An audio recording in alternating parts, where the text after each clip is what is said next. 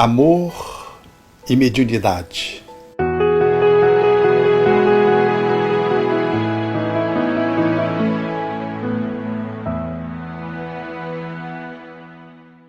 A mediunidade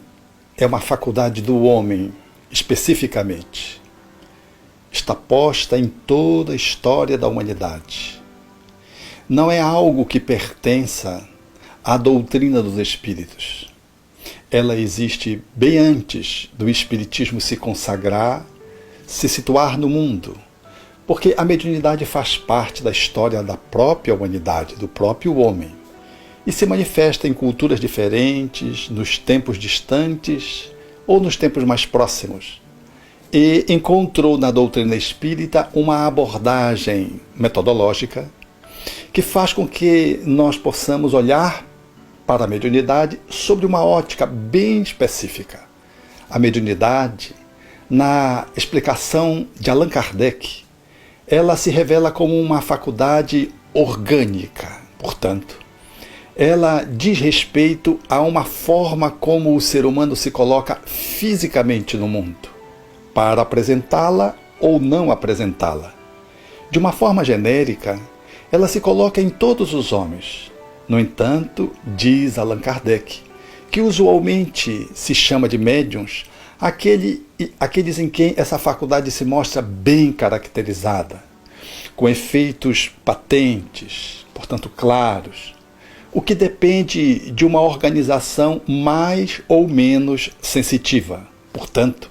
na generalidade, todos seres humanos somos médiuns. No entanto, quando se configura a indagação, você é médium? Está se perguntando sobre aquela pessoa que apresenta essa faculdade de uma forma mais abundante, ostensiva e, portanto, dependendo da sua organização neurofisiológica, ela se revela de uma forma patente, com efeitos bem caracterizados, não sazonalmente, não pontualmente. Este em que essa faculdade se mostra de uma forma sistemática, nós chamamos de médiuns. Portanto, aqueles que veem com uma certa regularidade, aqueles que ou ouvem, ou escrevem, ou psicofonizam, ou que saem do corpo e se prestam a servirem de intermediário entre os espíritos e os homens no fenômeno do desdobramento. Esses e outras manifestações que se revelam através da mediunidade consagra que a pessoa é médium, desde que esses fenômenos, portanto, se repitam com uma certa regularidade. Essa faculdade, ela não está ligada à cultura, necessariamente ao gênero, tampouco à idade.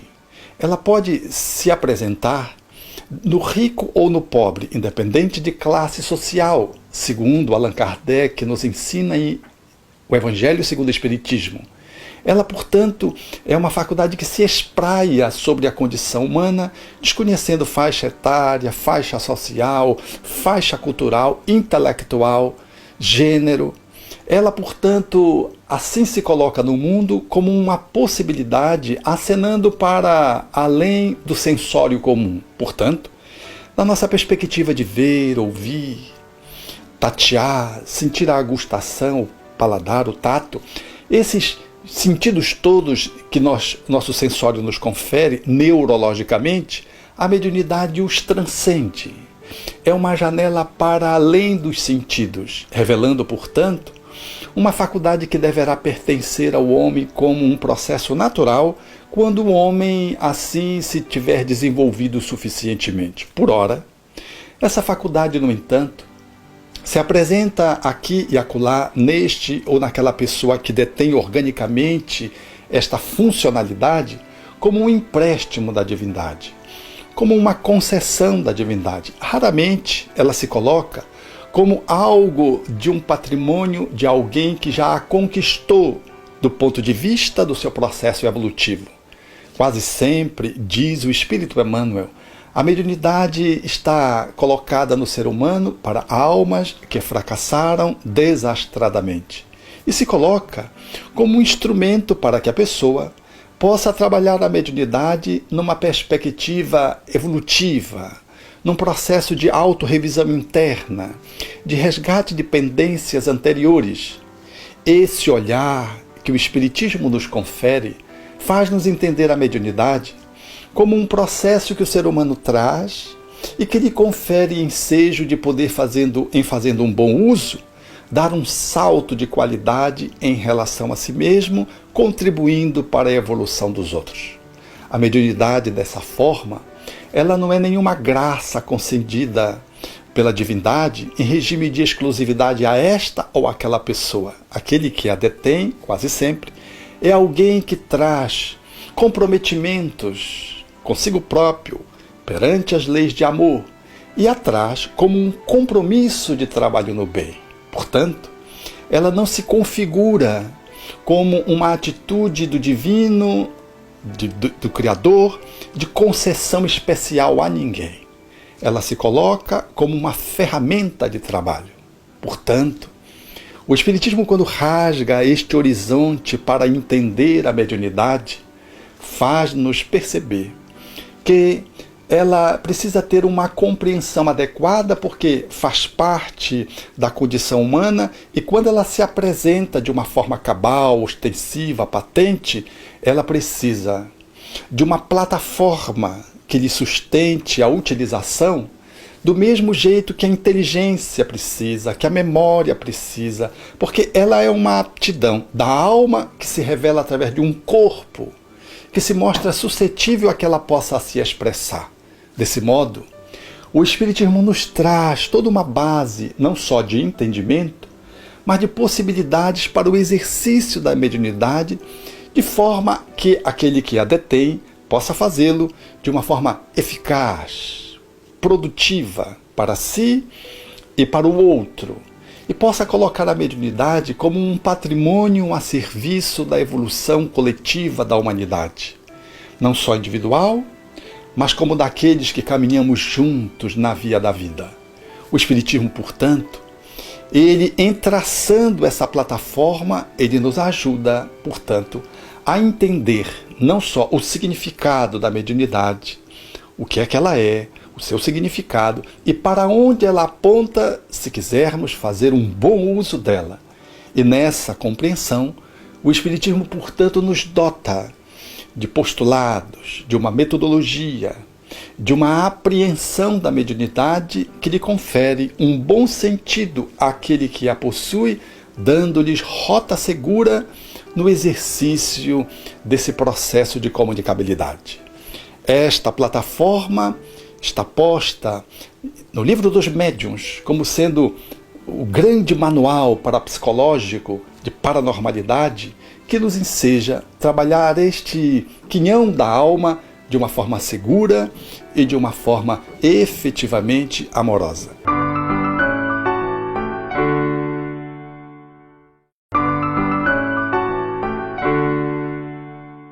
A posição espírita em torno da mediunidade vai desde a conceituação. Médium é o intermediário, é aquele que está entre duas polaridades. Ser médium, portanto, na perspectiva do Espiritismo, enseja-nos responsabilização. Não somos seres abúlicos, seres que somos manejados pelos espíritos à nossa revelia, que podem, por exemplo, nos tomar e fazer o que bem entendem. Essa é uma compreensão inadequada da posição da mediunidade e do médium em relação a ela. Para o Espiritismo, o médium é responsável pelo fenômeno que media. Como uma ponte, ele pode ser uma ponte firme, consciente, lúcida, eficaz. No entanto, ele pode abrir mão de fazer uma mediação adequada e pode ser alguém demasiadamente permissivo. Pode ser alguém que inviabilize a comunicabilidade. Pode ser alguém que se ache dotado de uma graça especial e ser, em relação aos outros seres humanos, alguém com uma deferência especial perante Deus. Essa perspectiva de compreensão, o Espiritismo naturalmente as elimina pelo estudo doutrinário. Logo, a plataforma com que o Espiritismo dota o médium para o exercício da sua mediunidade vai pelo um caminho de acesso, primeiro, a compreensão do que é o Espiritismo. Essa ciência filosófica de consequências ético-religiosas, ético-morais, ela nos permite, portanto, um olhar à luz dessa compreensão do que a mediunidade representa, da sua finalidade, das suas funções,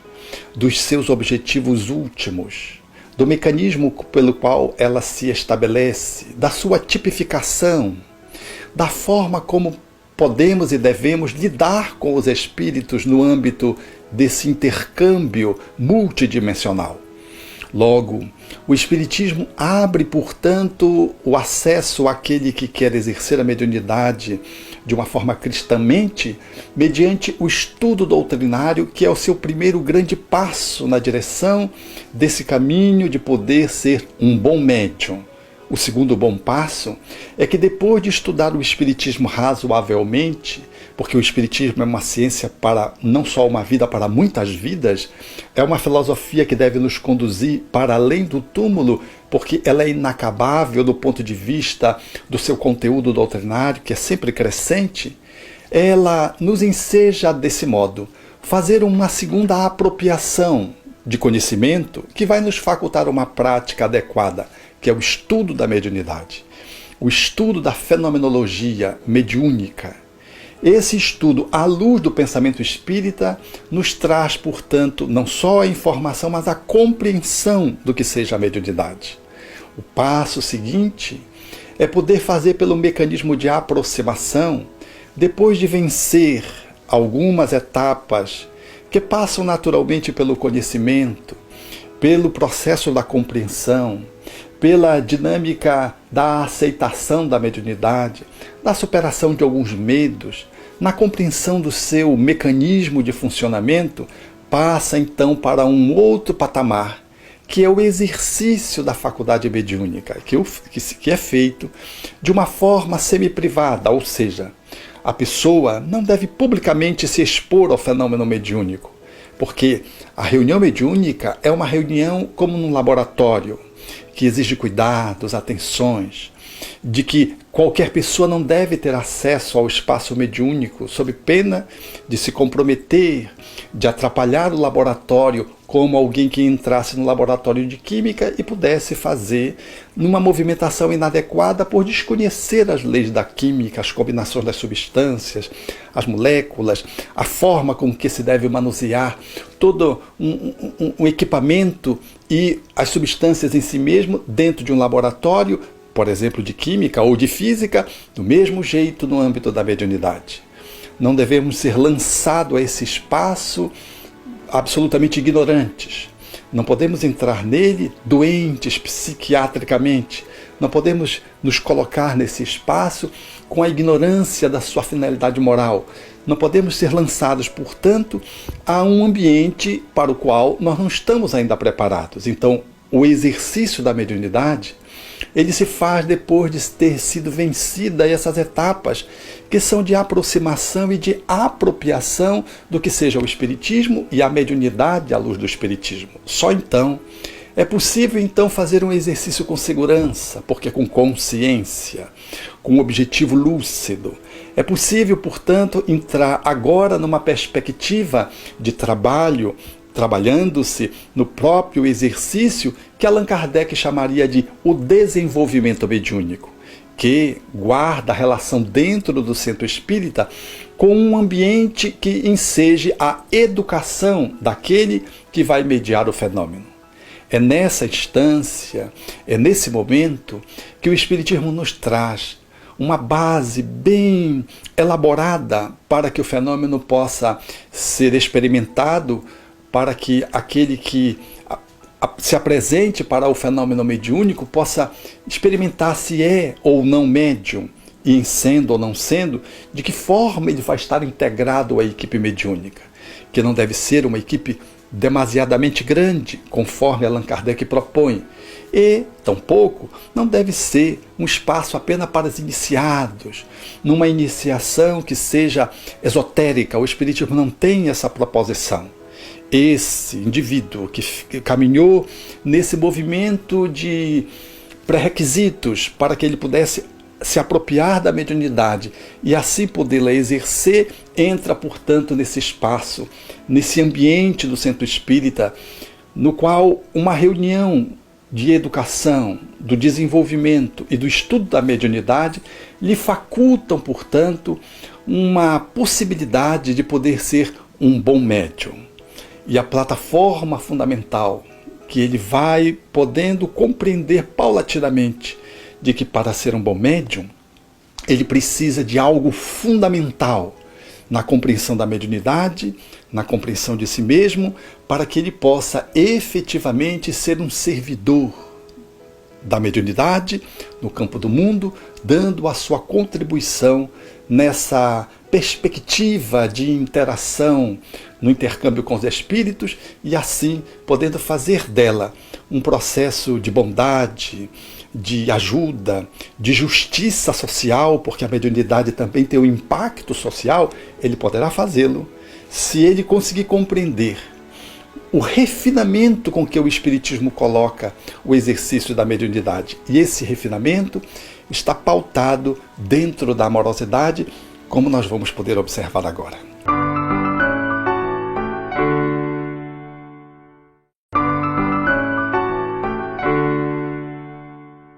Assim,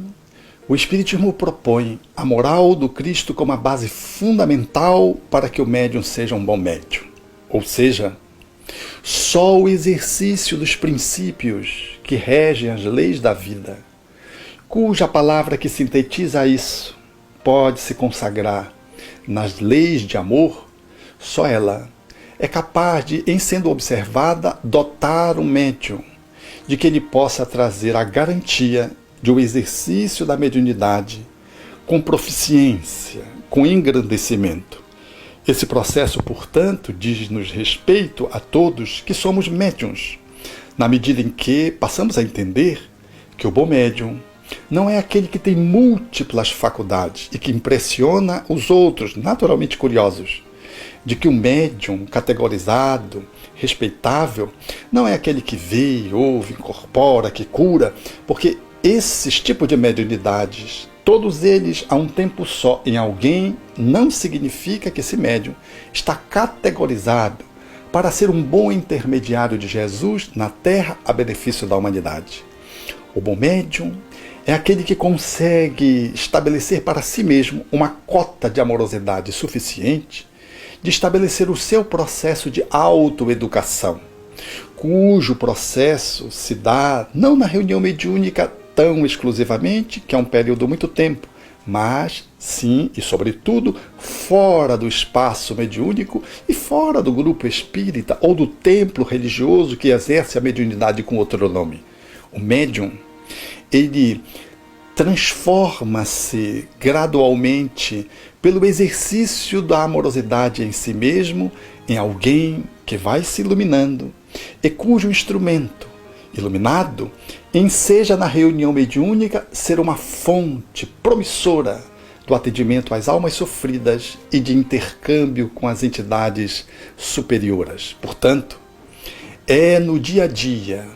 no exercício da transformação íntima, na reeducação de princípios e valores, no cultivo de aptidões evangélicas, nessa plataforma que a moral de Jesus, sintetizada no Evangelho, propõe, é neste ambiente que o Espiritismo convida, concita aqueles que somos médiuns para podermos nos entregar ao grande processo autoiluminativo que repercutirá inevitavelmente no exercício da mediunidade, ampliando o espectro que nos facultará atender cada vez entidades mais sofridas pelo amor que já conseguimos deter e pelo exercício, o desenvolvimento da mediunidade já estabelecido, bem como nos permitirá o ensejo de sintonizar com espíritos nobres, facultando que as mensagens das fontes de luz, dos benfeitores espirituais, possam vir ao encontro da humanidade, seja do médium, que vai facultá-la expressar do grupo aonde ela é colocada e das outras pessoas quando a mensagem ela é tão útil, ela é tão primorosa que merece uma publicação, seja para o centro espírita e às vezes para a sociedade em geral. Assim nós compreendemos Chico Xavier, por exemplo, no âmbito da nossa brasilidade, do nosso povo, porque ele foi esse médium fantástico, incomparável, não em função dos tipos de faculdades que ele detinha, a tipificação variada, portanto, de fenomenologia da qual ele podia e era um médium grandioso, mas a sua beleza, o seu encanto e o volume do seu trabalho se deu em função da sua transformação moral. A mensagem mais bela que Chico pôde estabelecer na Terra não foi a psicografada, foi a da história da sua própria vida no processo auto-iluminativo, que ensejou a publicação, por consequência, de mais de 400 obras pela sua lavra mediúnica e que vem iluminando a Terra dia após dia, nos diversos instâncias, grupos que têm acesso a essas mensagens, nas pessoas que adquirem as obras e que se beneficiam dos conteúdos filosóficos, científicos, poéticos, doutrinários, morais que elas ensejam, demonstrando que efetivamente só o amor é capaz de poder propiciar de que o médium seja um bom médium, como Allan Kardec bem assim o afirmou em um Evangelho segundo o Espiritismo. O bom médium é aquele que sintoniza com os bons espíritos. E em sintonizando, ele passa a exercer a mediunidade como uma fonte de gratuidade e de luz para a humanidade. Por isso, o Espiritismo proclama uma mediunidade graciosa, gratuita, portanto sem mercadejar. O bom médium não cobra um centavo daquilo que produz, porque ele é apenas o intermediário, ele não é o autor dos conteúdos que vêm através dele. Não só economicamente ele não cobra, mas também não recebe presentes, não se deixa vender por outras formas de capitalização ou de comercialização da mediunidade, colocando em risco, portanto, o exercício dessa mediunidade amorosa, que deve fazê-lo dentro da perspectiva que Jesus propôs de dar gratuitamente o que gratuitamente ele recebeu. A mediunidade como é uma concessão da divindade a um devedor, a alguém que vai poder utilizá-la para facear das suas próprias dificuldades, aquele que a detém, portanto, o faz dentro do ambiente espírita, numa perspectiva de inteira gratuidade. E se beneficia por ser o bom médium, porque tudo que passa por ele transforma-o. E ele, na medida em que oferece esses conteúdos para a humanidade, esses conteúdos se transformam em oferenda de grandes benefícios sociais, de grandes bênçãos para aqueles que têm a certeza de que os seus entes queridos não se perderam no inferno, de que não se apartaram definitivamente e de que não se acabaram como querem os materialistas. Mais do que isso, no exercício da mediunidade com Jesus, portanto com amorosidade, o médium enseja poder atender os sofredores no cotidiano, porque ser bom médium é, sintonizando com os bons espíritos, poder servir, em ajudando a que outros sejam consolados, esclarecidos e iluminados. O médium, ele vai se beneficiando como médium que é, com o amor que detém, e vai, portanto, cumprindo a sua missão e assim dignificando a mediunidade que dentro do Espiritismo tem esse status, conferindo àqueles que a detêm o fenômeno e que a exercem com Jesus e com uma base kardeciana, o ensejo de poder fazer da mediunidade uma plataforma para que possa dar um grande salto evolutivo na direção de novas possibilidades da felicidade, de novos alcances do ponto de vista da alma, de gratificações internas pela caridade, que é a finalidade última com que a caridade ela é exercida através da mediunidade, com que o amor viabiliza com que a mediunidade possa ganhar essa graça da caridade, que é sempre um processo iluminativo para todos nós.